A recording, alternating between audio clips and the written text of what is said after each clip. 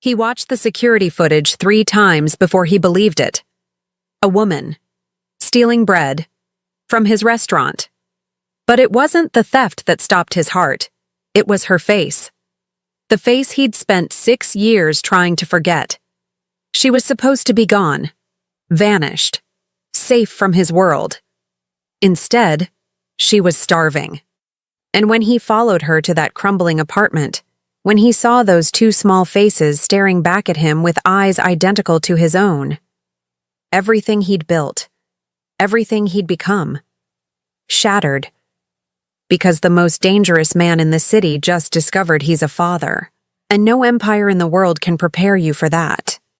The footage was black and white, grainy, time-stamped 2:47 p.m. Marcus Kane didn't need color to recognize desperation. The woman moved through his upscale restaurant like a ghost, head down, shoulders tight, hands trembling as they slipped 2 loaves of bread into a worn canvas bag. She didn't look at the cameras, didn't check over her shoulder. Just took what she needed and disappeared into the afternoon crowd. Amateur theft, clumsy, almost insulting. "Sir?" His head of security shifted uncomfortably. "Should I send someone to—" "No." Marcus leaned forward, his jaw tight, fingers drumming against the mahogany desk. Rewind, play, pause. That profile. That walk. It couldn't be. "Pull up the street cameras," he ordered. "I want to know where she went." 20 minutes later, he was standing outside a building that shouldn't exist in his city.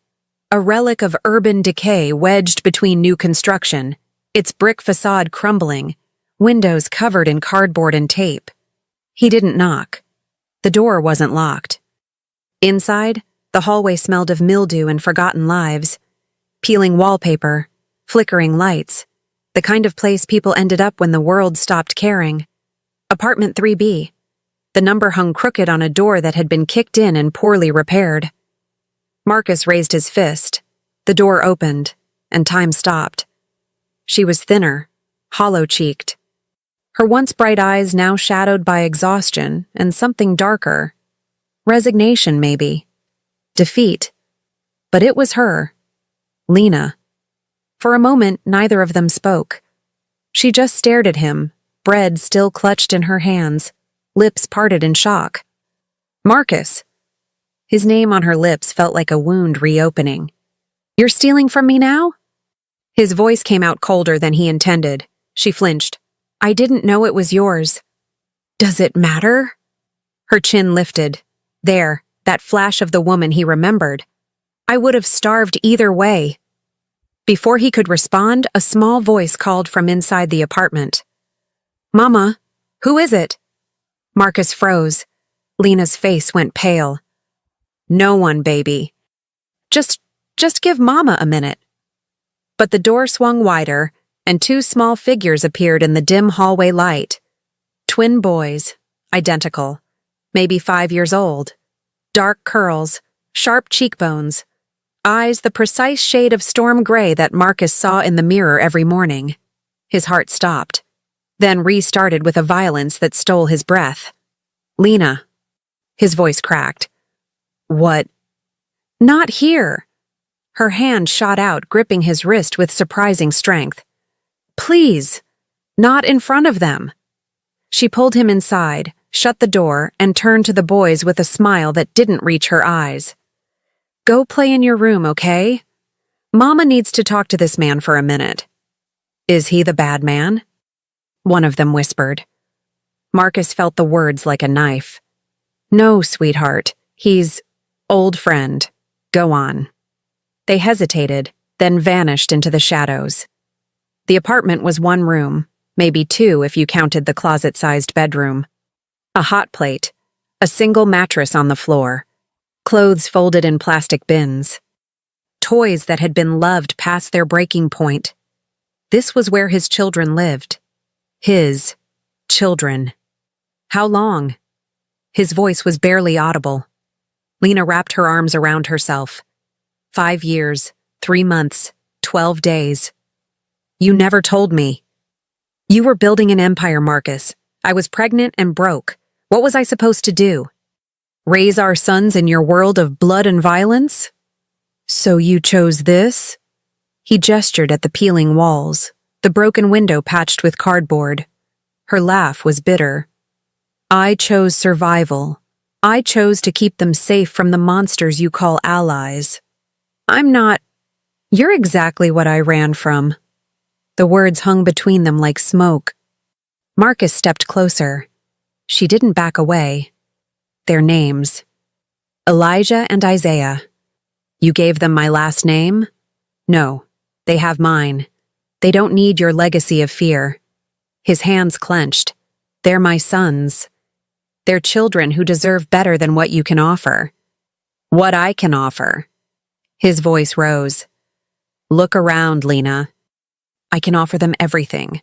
School, safety, a future that doesn't involve stealing bread.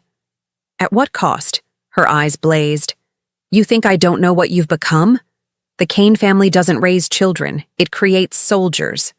That's not, isn't it? Silence fell, heavy and suffocating. From the other room came the sound of childish laughter, pure and untouched by the darkness pressing against the walls. Marcus closed his eyes. When he opened them, Lena was watching him with something that might have been pity. Leave, she whispered. Please. Before they ask questions, I can't answer. I'm not leaving. You don't have a choice. I'm their father. You're a stranger. Her voice broke. And that's how it has to stay. Marcus pulled an envelope from his jacket, thick, heavy with cash. He set it on the counter. For them, not you, them. Lena stared at the money like it might burn her. I don't want your blood money. It's not about what you want anymore. He turned toward the door, then stopped. I'll be back tomorrow, and the day after, and every day until you stop treating me like the enemy. You are the enemy, Marcus. You always were. He looked at her one last time, the woman he'd loved, the mother of his children, now a ghost of who she'd been. Then I'll be the enemy who keeps you alive. The door closed behind him. In the hallway, Marcus leaned against the wall, his hands shaking. He was a father, and he had no idea how to be anything but a king. Marcus didn't sleep that night. He sat in his penthouse office, the city sprawling beneath him like a kingdom he no longer recognized, and tried to reconcile two impossible truths. He was a father, and his sons were starving in a slum. At 6 a.m., his second-in-command, Vincent, knocked on the door. Boss, you okay? You've been in here all night. Marcus didn't turn from the window. How much do I have in liquid assets? Vincent blinked. A couple million, depending on what you're... Transfer 200,000 into an account. Anonymous. Untraceable. For what? That's not your concern. Vincent hesitated. Marcus Kane didn't explain himself. Ever. This was new. Done by noon, Vincent said carefully. Anything else? Find me the best private school in the city. Elementary level. And a pediatrician. Discreet. Now Vincent looked genuinely confused. Boss? You planning on adopting or something? Marcus finally turned. The look in his eyes made Vincent take a step back. If anyone asks about this conversation, Marcus said softly, you never heard it. Understood? Crystal clear, boss. By 8 a.m., Marcus was standing outside Lena's building again. This time, he brought groceries. Real ones, fresh vegetables, milk, eggs, bread from the bakery 3 blocks over, not the stale loaves she'd stolen from his restaurant. He climbed the stairs slowly, rehearsing words that felt foreign on his tongue. I want to help. I want to be there. I want to... The door was already open. Inside, Lena was sitting on the floor with the twins, building a tower out of mismatched blocks. Sunlight filtered through the broken window, catching the dust motes in the air, and for a moment, the scene looked almost peaceful. Then she saw him. The peace shattered. What are you doing here? I brought food. I told you. Who's he, Mama? One of the boys, Elijah maybe, stood up, eyes wide and curious. Lena's jaw tightened. No one, baby. He doesn't look like no one, the other twin said. Smart kids. Marcus crouched down, meeting them at eye level. Up close, the resemblance was undeniable. The shape of their faces, the stubborn set of their jaws, even the way they tilted their heads when confused. His heart ached in a way he didn't know was possible. My name's Marcus, he said gently. I'm a friend of your mom's. You look fancy, Elijah observed. Are you rich? Elijah, Lena snapped. That's rude. It's okay. Marcus smiled, a real one, rare and unguarded. Yeah, kid, I'm doing all right. Can you help Mama? Isaiah asked. She cries at night when she thinks we're sleeping. Lena's face crumpled. Marcus felt something crack inside his chest. Yeah, he said quietly. I'm going to try. Lena sent the boys to play in the bedroom, then rounded on him. You can't just show up here and... I'm not here to take them from you. That stopped her mid-sentence. Then why? Marcus set the groceries on the counter. Because they're mine. And you were everything to me once. That was a lifetime ago. 6 years. Not a lifetime. In your world, it might as well be a century. She was right. 6 years ago, Marcus had been a mid-level enforcer, ambitious but not yet feared. Now he controlled half the city's underground operations. Imports, exports, protection, influence. He'd built an empire on ruthlessness and strategy. And somewhere in that climb, he'd lost her. I didn't know, he said. If I'd known you were pregnant, you would have what? Left your empire? Given up your crown? Lena laughed bitterly. We both know that's not who you are. You don't know who I am anymore. Don't I? She stepped closer, eyes blazing. Tell me, Marcus, how many people have you hurt to get where you are? How many lives have you destroyed? He didn't answer, couldn't. That's what I thought. She turned away. I won't let my sons grow up thinking that power is worth more than compassion. That fear is the same as respect. I never said, you don't have to say it. You live it. Marcus clenched his fists. What do you want from me, Lena? You want me to walk away? Pretend they don't exist? I want you to be honest. Can you give them a life that doesn't involve looking over your shoulder? Can you promise me they won't become targets because they share your blood? Silence. Because they both knew the answer. That's what I thought, Lena whispered. From the bedroom, one of the twins called out, Mama, can the fancy man stay for lunch? Lena closed her eyes. Marcus felt his throat tighten. Let me help, he said. Not as what I am. Just as someone who wants them to have more than this. Your money comes with strings, Marcus. It always does. No strings, I swear. She studied him for a long moment. 1 month, she finally said. You can help for 1 month. But the moment I think you're pulling them into your world, the moment I see danger, you'll disappear again. Exactly. He nodded. 1 month. It was a start. That night, Marcus returned to his penthouse and made 2 phone calls. The first was to Vincent. I need a security detail, invisible, 3-block radius around this address. He rattled off Lena's location. No contact unless there's a direct threat. Understood? Understood, boss. The second call was to a real estate agent he kept on retainer. I need an apartment. Safe neighborhood. 3 bedrooms. Kid-friendly. Available immediately. Budget? Irrelevant. Find it. By midnight, he had options. By dawn, he'd chosen one. A renovated unit in a quiet building with a park nearby, and a security system that could rival a government facility. He didn't tell Lena yet. 1 step at a time. Because for the first time in 6 years, Marcus Kane wasn't planning a takeover or a power play. He was planning a future. And it terrified him more than any war ever had. The next 2 weeks fell into an uneasy rhythm. Marcus visited every morning, always bringing something: groceries, toys, books. He learned that Elijah loved dinosaurs and Isaiah was obsessed with space. He learned that they both had Lena's laugh and his stubborn refusal to quit.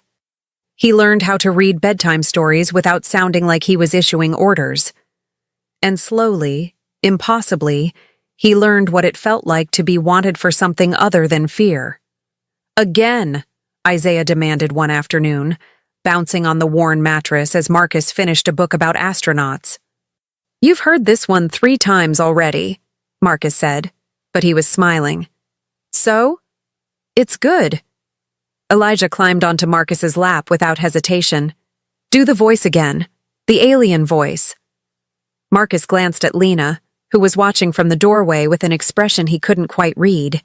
She didn't smile, but she didn't tell him to leave either. "Progress." "All right," Marcus said, reopening the book, "but this is the last time." Before you continue, you have 2 choices right now.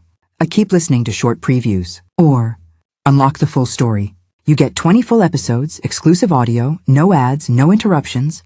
Listen anytime, anywhere. I scan the QR code on the screen now. Or click the pinned link in the comments. What was never said continues there. "Your mom's going to kick me out if you don't eat lunch." "Mama won't kick you out," Elijah said matter-of-factly. "She likes you." Lena nearly dropped the plate she was holding. "Elijah." "She does. She smiles when you come over. She doesn't smile a lot anymore." Marcus's heart stuttered. Lena's face flushed. "Lunch. Now. Both of you."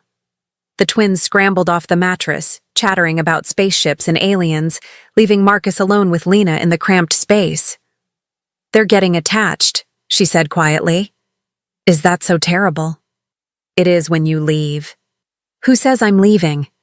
Lena set the plate down with more force than necessary. "Marcus, this isn't sustainable. You know that." "Why not?" "Because you have a life, an empire, responsibilities that don't include reading bedtime stories and playing dinosaurs. Maybe I want those responsibilities." She laughed, sharp, disbelieving. "For how long? A month? 6 months? Until the novelty wears off and you remember who you really are?" "You think this is novelty?" His voice rose. "You think I'm playing house?" "Aren't you?" Marcus stood. "I have spent every day for 2 weeks learning how to be what they need. I'm trying, Lena. Isn't that worth something?" "Trying isn't enough when their safety is at stake." "They're safer with me protecting them than..." "Than what? Living in poverty?" Her eyes flashed. "At least poverty doesn't come with enemies who'd use children as leverage." The truth of it hit him like a fist, because she was right. In his world, family was weakness. Love was a target painted on your back. "I can protect them," he said, but even he could hear the doubt creeping in. "From everyone? All the time? Forever?" "If that's what it takes, you can't promise that. Watch me." They stood toe-to-toe now, the air between them crackling with 6 years of unspoken words and unresolved feelings. "I never stopped," Marcus started. "Don't." Lena's voice cracked. "Don't say it. Don't make this harder than it already is. Harder than living in a place with mold in the walls and no heat? Harder than stealing food?" "Yes!" The word burst out of her. "Because I can survive poverty, Marcus. I can survive struggling. But I can't survive loving you again and then watching you choose your empire over us. I already did that once. I won't do it again." The confession hung in the air. Marcus reached for her. She didn't pull away. "I didn't choose the empire over you," he said softly. "I didn't know there was a choice to make." "There's always a choice." "Then let me make the right one this time." Her eyes searched his face. "You don't know how." "Teach me." For a moment, just a heartbeat, he thought she might. Then the apartment door burst open. Vincent stood there, suit disheveled, blood on his collar. "Boss, we have a problem." Marcus's entire body went rigid. "Not here. It can't wait." Lena stepped back, her face draining of color. And just like that, the illusion shattered. "Mama?" Elijah appeared in the bedroom doorway, eyes wide. "What's happening?" Marcus turned to Vincent, voice dropping to a lethal whisper. "Outside. Now." In the hallway, Vincent spoke quickly. "Castellano's crew hit one of our shipments. 3 men dead. They're sending a message." Marcus's mind raced. Castellano, a rival family, ambitious and reckless. They'd been testing boundaries for months. "Lock down the warehouses. Double security. I want a meeting with our captains in 1 hour." "Boss, they're demanding a sit-down. Tonight. Then we'll give them one." Vincent hesitated. "They know about this place." Every cell in Marcus's body went cold. "What?" "They've been watching you. They know about the woman and the kids." Time stopped, then restarted with brutal clarity. Marcus grabbed Vincent by the collar. "You brought them here. You led them straight to—" "I was careful, boss. I swear." "But if they're digging, get 4 men here, now. No one gets within 2 blocks of this building." "Already done." Marcus released him, mind churning through scenarios and contingencies. Behind him, the apartment door opened. Lena stood there, twins clinging to her legs, her face pale, but her voice steady. "Get out!" "Lena, get out." "I can explain. You just proved everything I said. Your world followed you here, and now my sons are in danger because of it. I'll fix this." "You can't fix what you are, Marcus." Tears streamed down her face. "Please, go." Elijah was crying. Isaiah looked terrified.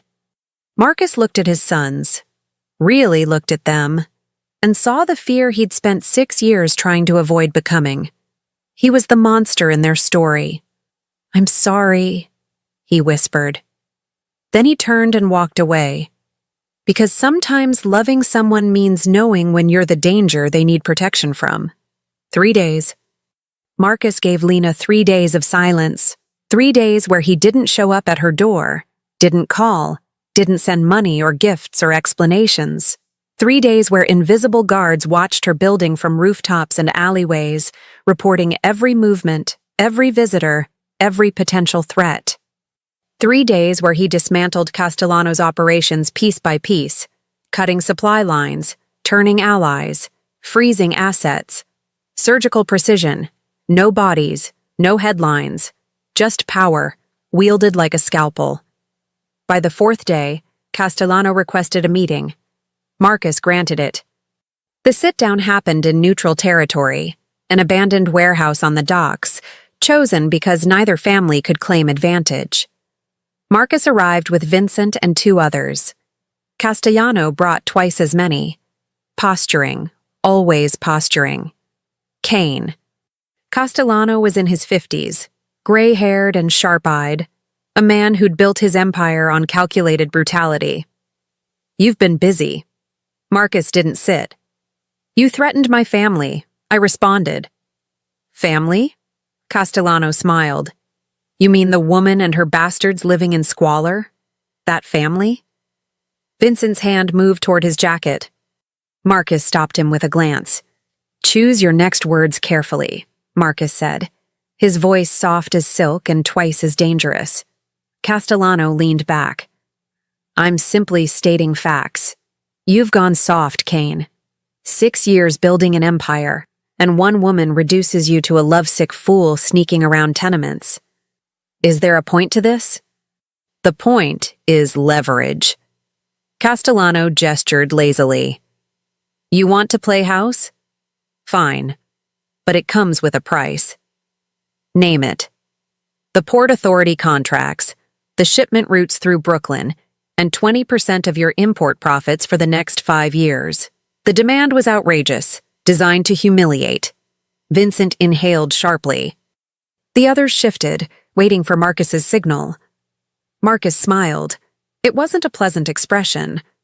"Counterproposal," he said. "You leave the city, tonight. You take your crew, your assets, your ambitions, and you disappear. In exchange, I let you live." Castellano laughed. "You think you're in a position to— I froze your accounts. All of them. Your shipments are sitting in impound under federal investigation. Anonymous tip, very detailed. Your suppliers won't return your calls because I bought their loyalty. Your captains are meeting with my people as we speak, negotiating new employment. Marcus stepped closer. You have nothing left but the air in your lungs. And I'm offering you the choice to keep breathing it. The color drained from Castellano's face. You're bluffing. Marcus pulled out his phone, turned it around. Bank statements, seizure notices, photographs of Castellano's own men shaking hands with Vincent's lieutenants. I don't bluff, Marcus said quietly. I dismantle, systematically. Completely. And right now, you're one phone call away from federal charges that will put you away for 20 years. Silence fell like a hammer. Castellano's men looked at each other, uncertainty rippling through their ranks. You can't. I already did. Marcus pocketed his phone. The Port Authority is mine. Brooklyn is mine. This city is mine. And you. He leaned in, voice dropping to a whisper only Castellano could hear. You made the mistake of thinking my family was a weakness. It's not. It's the only thing in this world that makes me truly dangerous. Because now I have something worth protecting, and I will burn everything you've ever built to keep them safe. Castellano's jaw worked. His hand trembled. 24 hours, Marcus said, straightening. Then I stopped being merciful. He turned and walked away. Vincent and the others followed, leaving Castellano sitting in the ruins of his empire. Marcus went straight to Lena's apartment. It was past midnight. The hallway lights flickered. Somewhere down the hall, a baby cried. He knocked softly. No answer. He knocked again, heart beginning to race. The door opened a crack. Lena's face appeared, exhausted and wary. It's late. It's handled. She blinked. What? The threat. Castellano, it's handled. He's leaving the city. Lena stared at him. Just like that? Just like that. I don't understand. Marcus hesitated. You don't want to understand. Trust me. That's the problem, Marcus. I don't know if I can. Before he could respond, a small voice called from inside. Mama? Is it Marcus? Lena closed her eyes. They've been asking about you. Can I see them? It's midnight. I know, I need to see them. Something in his voice made her step aside. The twins were supposed to be asleep, but both were sitting up on the mattress, eyes bright in the dim light. You came back! Elijah scrambled over, launching himself at Marcus's legs. The impact nearly knocked him over. Marcus crouched down, catching the boy in a hug that felt like the only real thing he'd done in days. Of course I came back. Mama said you might not. Isaiah joined them, smaller, more hesitant. She said sometimes grown-ups have to go away. Marcus looked up at Lena. Her expression was carefully neutral. I'm not going away, Marcus said, meeting her eyes over the twins' heads.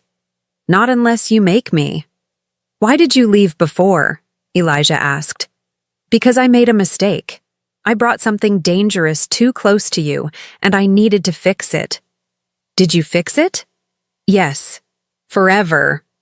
Marcus paused, because he couldn't promise forever. Couldn't promise that his world wouldn't find them again, but he could promise to fight. I'm going to try, he said honestly. Every single day, I'm going to try to keep you safe. Isaiah studied him with those two wise eyes. Are you a bad man like on TV? The question hit harder than any accusation. Lena tensed. Marcus considered lying. Considered softening the truth. But they deserved better than lies. I'm complicated, he said carefully. I've done things I'm not proud of. But I'm trying to be better. Because of you two. And your mom. Do you love Mama? Elijah asked, with the devastating directness of children. Elijah! Lena gasped. You can't just... Yes, Marcus said. The word hung in the air. Lena's breath caught. I never stopped, Marcus continued, still looking at Lena. Even when I should have. Even when it would have been easier. I never stopped. Then why did you leave? Isaiah asked. Because I thought she deserved better than what I could give her. That's dumb, Elijah declared. Despite everything, Marcus laughed. Yeah, kid. It really was. Lena was crying, silent tears streaming down her face, one hand pressed to her mouth. Mama's sad again, Isaiah whispered. No, baby. Lena wiped her eyes, voice shaking. Mama's feeling a lot right now. Marcus stood slowly. I should go. Let you all get some sleep. Can you read us a story first? Elijah asked. It's too late, Lena started. Please. Both twins chorused. She looked at Marcus. He looked back. One story? She finally said. Then sleep. I mean it. Marcus read them 3 stories.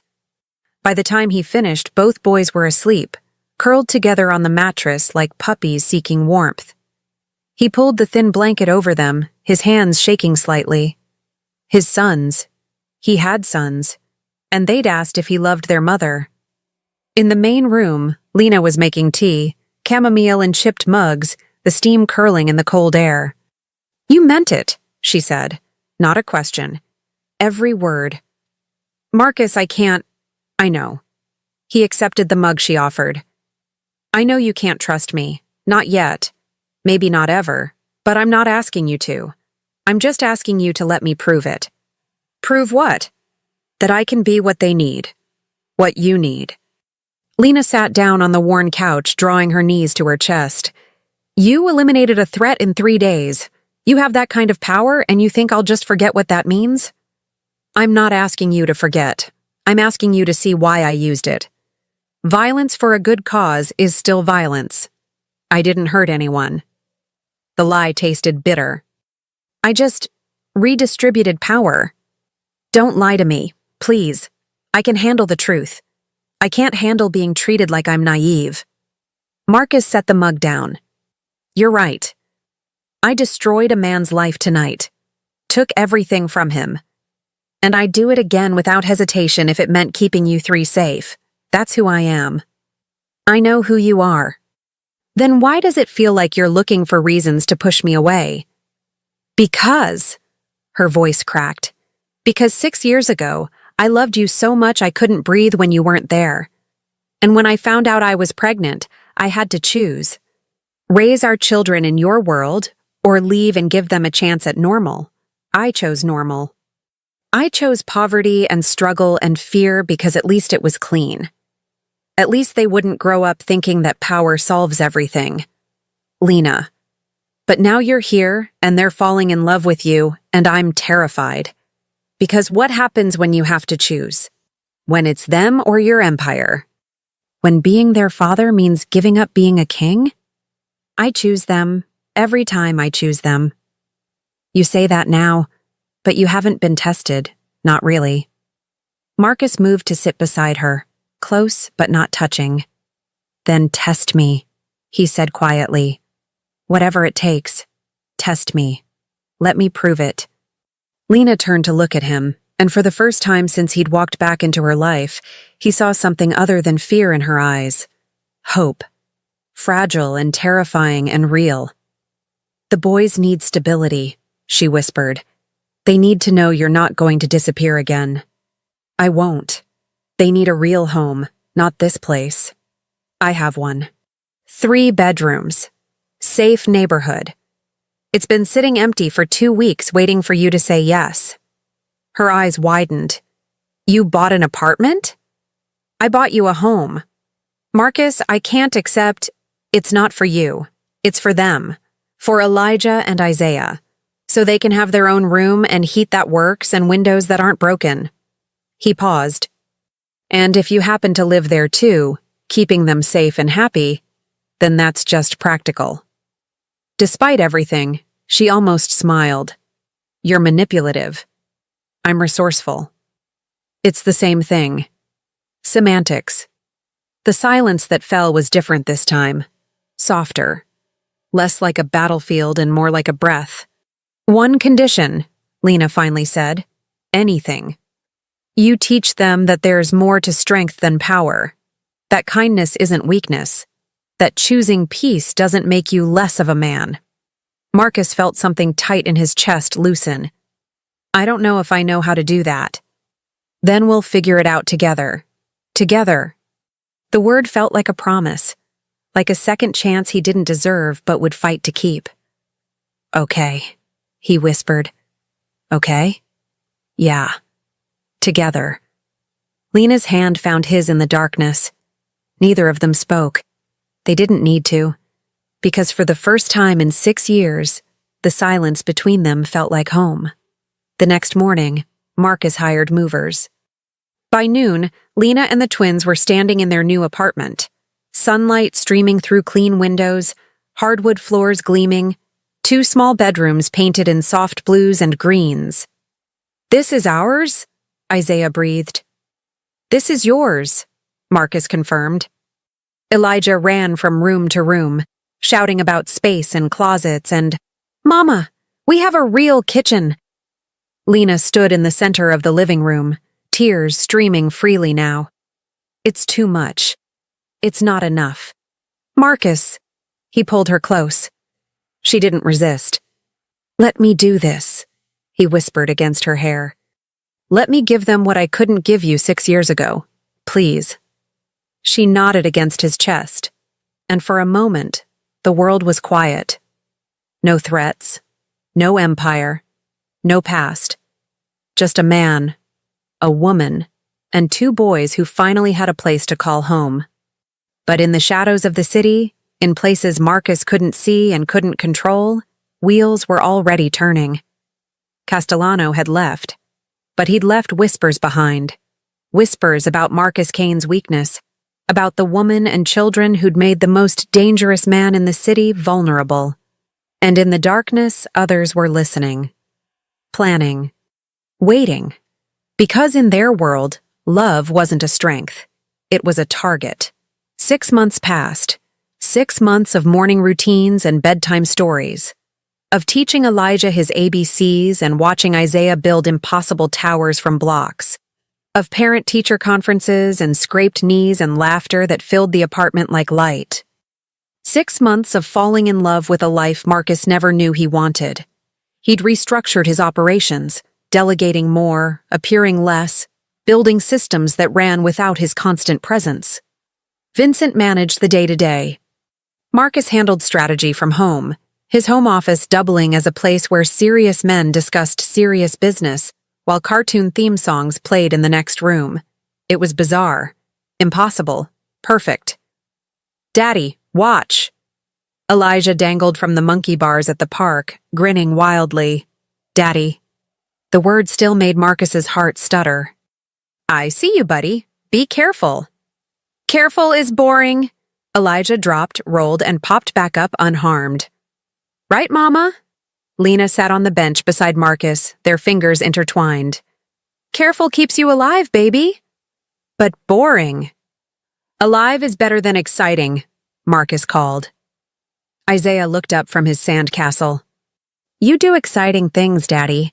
Mama says you used to be really exciting before us. Marcus and Lena exchanged glances. Different kind of exciting, Marcus said carefully. Bad exciting? Complicated exciting.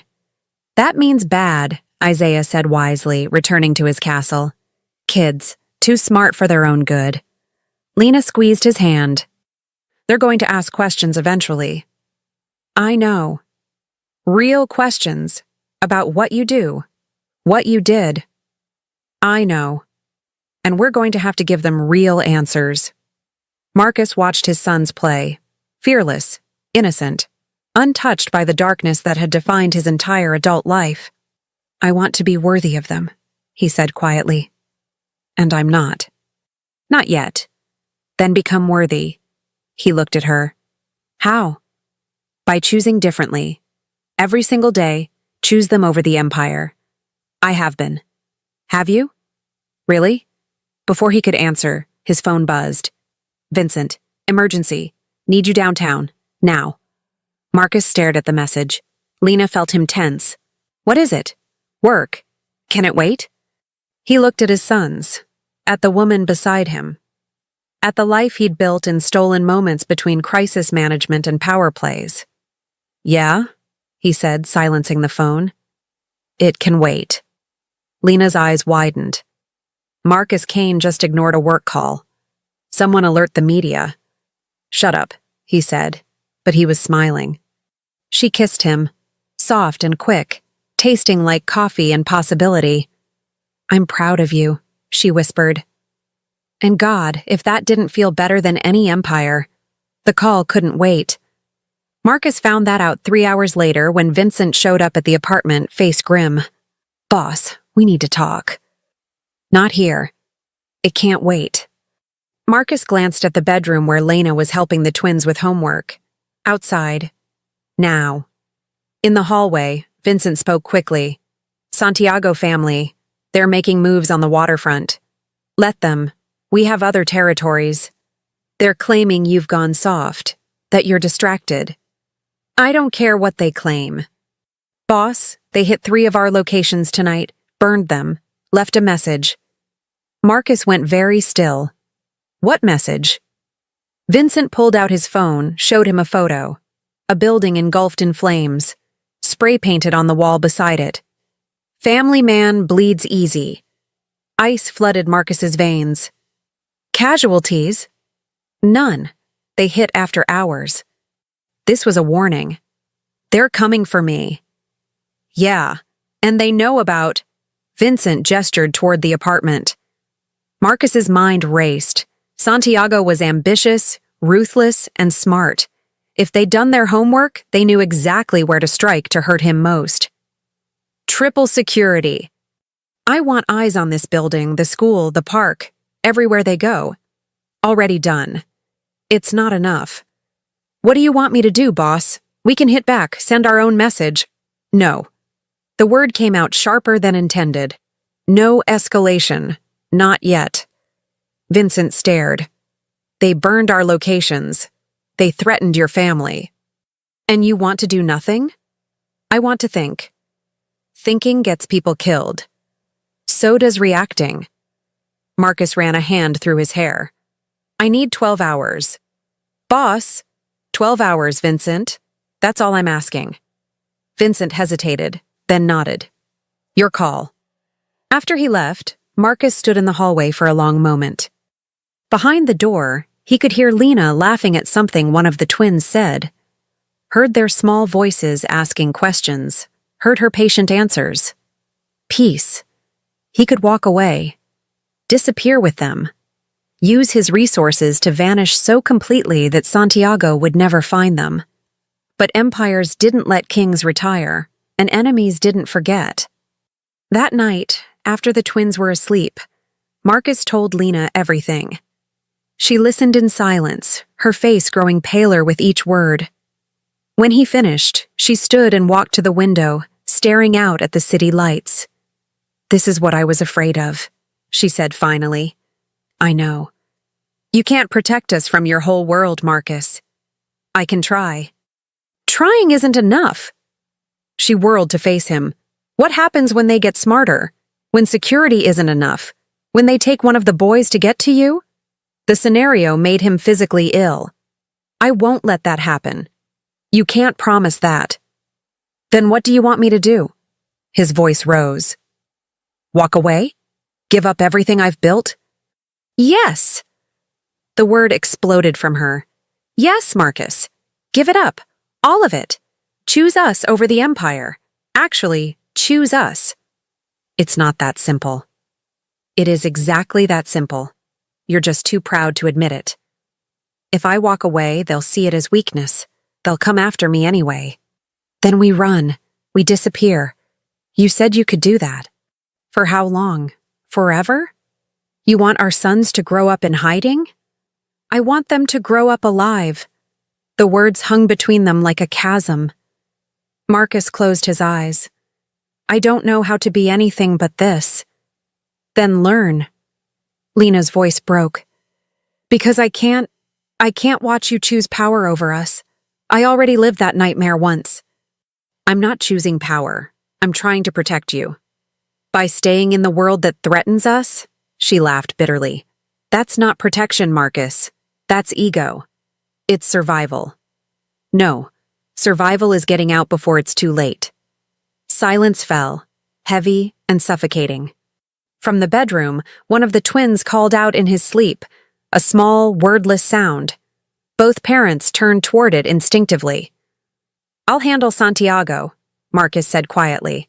"I'll end this, and then what? Another threat appears? Another enemy? When does it stop?"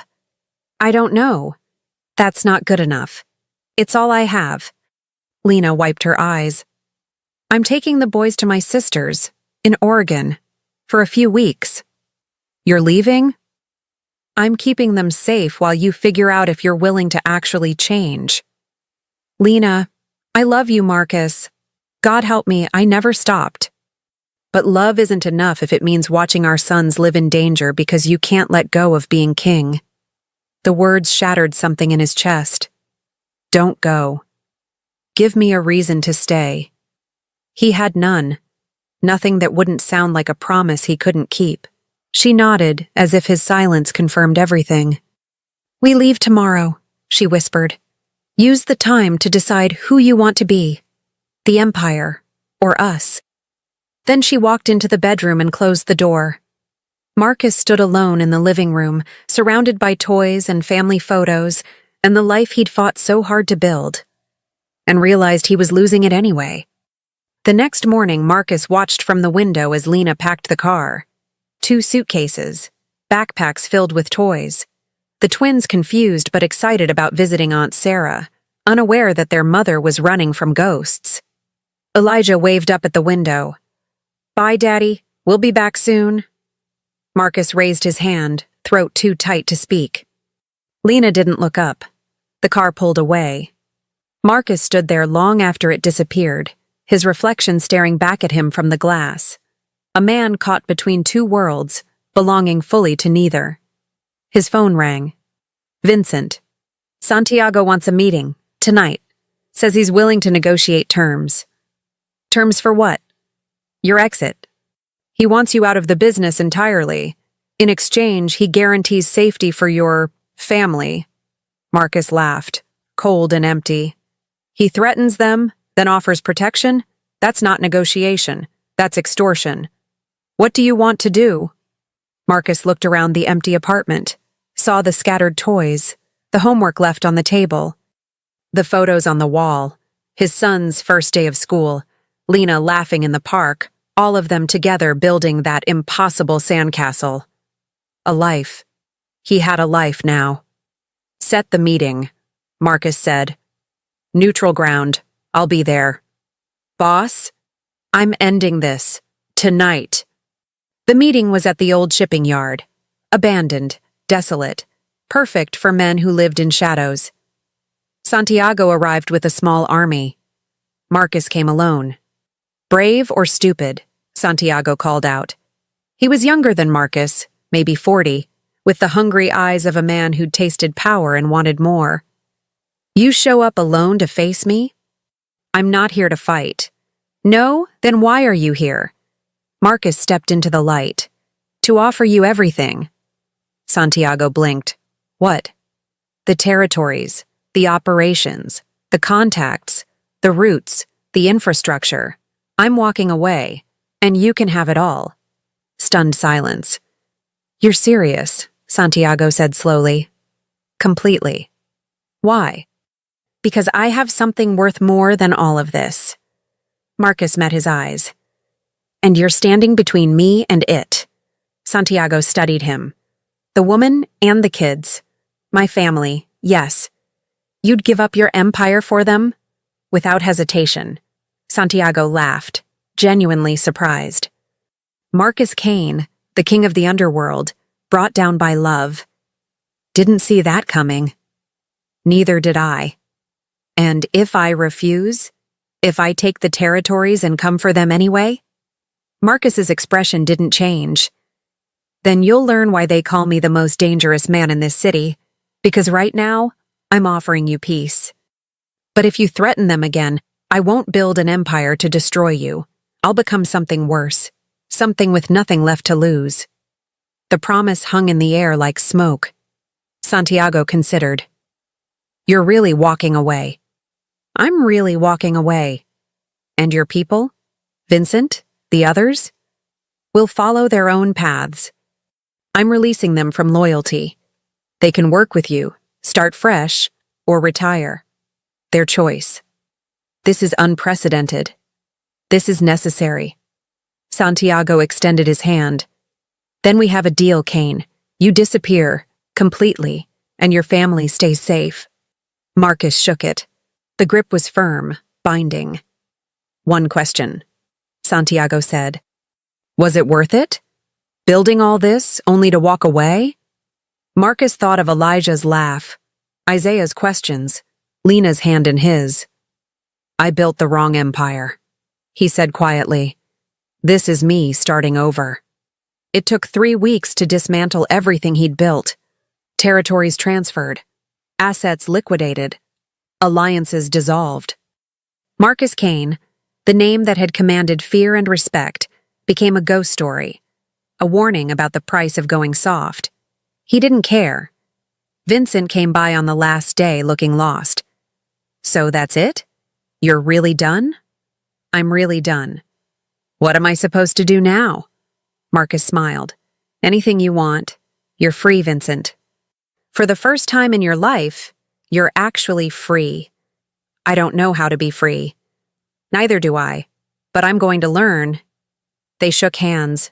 No dramatics, no long goodbyes, just 2 men who'd walked through fire together, now choosing different paths. After Vincent left, Marcus sat in the empty office one last time. His phone buzzed. Lena, we're ready to come home. If there's still a home to come back to. Marcus typed with shaking hands. There is, and I'm never leaving it again.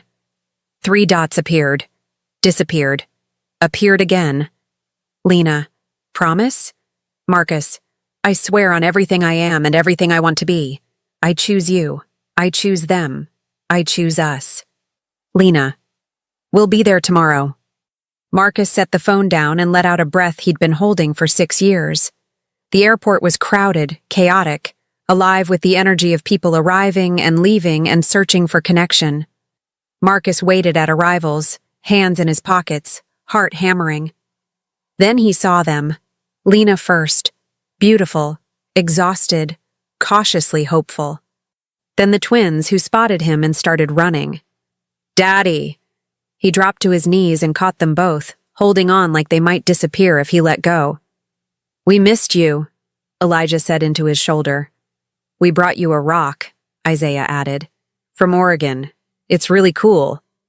Marcus laughed through unexpected tears. I can't wait to see it. Lena approached slowly. He stood, twins still clinging to him, and met her eyes. You did it, she said. Vincent called me, told me everything. I did it for us. I know. She touched his face. Now what? Now we build something new, something that doesn't require looking over our shoulders. You really think it's over? I think we get to find out. She kissed him then, slow and deep and full of 6 years of longing and loss and second chances. When they pulled apart, both twins were making exaggerated gagging sounds. Gross, Elijah declared. So gross, Isaiah agreed. Marcus grinned. Get used to it, kids. I've got 6 years of gross to make up for. Lena laughed. Real, bright, unguarded. And for the first time, Marcus felt like he was exactly where he belonged. They drove home in comfortable chaos, twins arguing about rocks, Lena's hand on his knee, the radio playing something soft and forgettable. Normal. This was normal. Marcus pulled into the parking garage of their building, and the twins scrambled out, racing for the elevator. Last one up is a rotten egg. Lena hung back, watching them with soft eyes. Thank you, she said quietly. For what? For choosing us. Best decision I ever made. They followed the twins inside, and Marcus allowed himself to believe that maybe, just maybe, the past was finally behind them. But in a dark office across the city, a phone rang.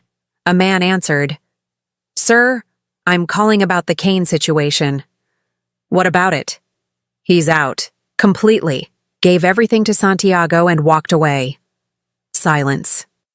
Then, Marcus Kane doesn't walk away from power. He's planning something. Our intel says otherwise. He's playing family man now, living quiet. Then he's vulnerable. Sir, Marcus Kane ruled this city through fear and strategy. Now he's soft, exposed. And that creates opportunity. What do you want us to do? And the man smiled in the darkness. Nothing. Yet. Let him think he's won. Let him get comfortable in his little domestic dream. A pause. Then we remind him that men like us don't get happy endings. And the family? Especially the family. The line went dead. Marcus never saw the man watching from across the street as they entered the building. Never noticed the camera focused on their windows. Never heard the whispered conversations in rooms he no longer had access to. He was too busy being happy. Too busy living the life he'd fought for. Too busy being the father and partner he'd always wanted to be. And for 6 beautiful months, it was enough. 6 months later, Marcus was making pancakes when his phone rang. Unknown number. He almost didn't answer. But something, instinct maybe, or the muscle memory of a life lived in danger, made him pick up. Hello? Heavy breathing. Then a voice he didn't recognize. Marcus Kane. His blood ran cold. Who is this? Someone who knows what you gave up. Someone who knows what you have to lose. If this is a threat, not a threat, a promise. The voice was calm, almost pleasant. You thought you could walk away. Build a new life. Play pretend with your little family. But men like you don't get redemption. They get reminders. Who is this? Turn on the news, Marcus. Channel 7. The line went dead. Marcus's hands shook as he grabbed the remote. Channel 7. Morning news. A reporter standing outside a burning building. Second fire this week targeting properties formerly owned by Marcus Kane. Police are investigating whether this is connected to the underground power shift 6 months ago. The building on screen was familiar. Too familiar. It was the community center 3 blocks from the twins' school. The place where Lena volunteered on Thursdays. The place they'd been yesterday afternoon. Marcus's phone buzzed. A text from the same unknown number. We know where they go. We know when they're vulnerable. You took something from powerful people, Marcus. Now we're taking it back. Slowly. Painfully. Starting with everything you love. Another text. A photo. The boys. At the park. From yesterday. Taken from close range. Too close. Marcus's vision went white. Then red. From the bedroom, Lena called. Marcus, everything okay? He couldn't speak, couldn't breathe, because he'd been wrong. The past wasn't behind them. It was just waiting. And now it was coming for his family. Is only the surface. To be continued. This story wasn't meant to be consumed in fragments. It was created to be experienced from beginning to end. When you unlock full access, you receive 20 full audio episodes and over 10 hours of immersive storytelling. It's private members-only area, not available on YouTube. No ads, no interruptions. Listen on any device, anytime. Lifetime access. And there's more. New content every week, and you can even choose the theme of the next story. But be aware, access for new members is closing. I'd scan the QR code now, or click the pinned link in the comments. What was never said continues now, if you choose to enter.